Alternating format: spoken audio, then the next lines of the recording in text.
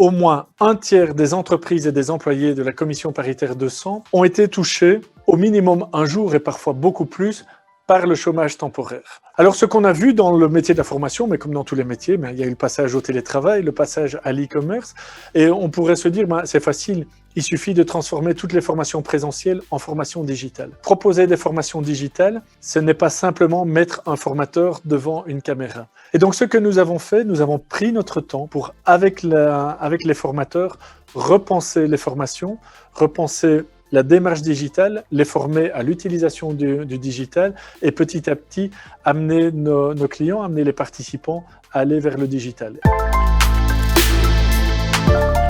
Il y a 3 besoins qui ressortaient plus particulièrement. Alors, ils peuvent paraître logiques, mais ils ont été confirmés par cette enquête. C'est tout ce qui concerne l'utilisation des outils digitaux.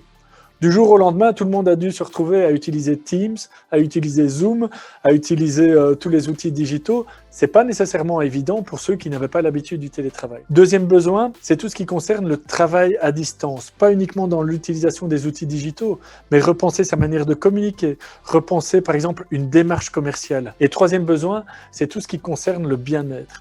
Cette période a été et est toujours source de stress, de profonds bouleversements personnels, professionnels. Et donc, nous avons une grande demande pour les formations liées au bien-être, à la prévention du stress. J'ai la conviction que l'apprentissage est social. L'apprentissage se fait en grande partie sur le terrain, mais aussi au contact des autres, de ses collègues, de ses managers, de ses collaborateurs, de formateurs, d'autres participants. Le digital est une solution. Chez Sephora, nous avons fait le choix de ce que nous avons appelé le présentiel augmenté. C'est-à-dire que nous restons un organisme de formation présentiel, mais nous le complétons, nous renforçons l'impact du présentiel avec différentes modalités digitales, avant, pendant et après. Le premier besoin des entreprises, des employés, maintenant, pendant la suite de cette crise et après la crise, il est très général, ce sera un besoin de formation. Les chefs d'entreprise aussi ont envie d'envoyer leurs employés en formation pour qu'ils puissent continuer à évoluer, suivre le marché, suivre l'évolution des compétences. Pour moi, le plus grand besoin, c'est l'adaptation. Et s'adapter, c'est apprendre. Et apprendre, c'est s'adapter. Et donc, la formation est la solution.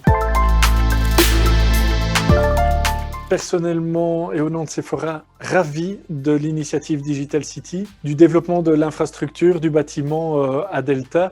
C'est un outil de travail fantastique pour le développement du digital à Bruxelles. Il y a à Bruxelles un vivier d'entreprises, un esprit d'entreprendre, des ressources qui sont là et qui doivent vraiment être fédérées. Et donc, j'y vois toutes les possibilités auprès de nos publics, auprès des entreprises de la commission paritaire 200, auprès d'un public d'employés, de pouvoir leur faire profiter de cette infrastructure, de la compétence et de l'expertise de Digital City sur le digital et donc peut-être plus sur du technique et de notre compétence pédagogique et en matière de soft skills. Donc toutes les opportunités sont là et je ne doute pas qu'on pourrait les mettre en œuvre.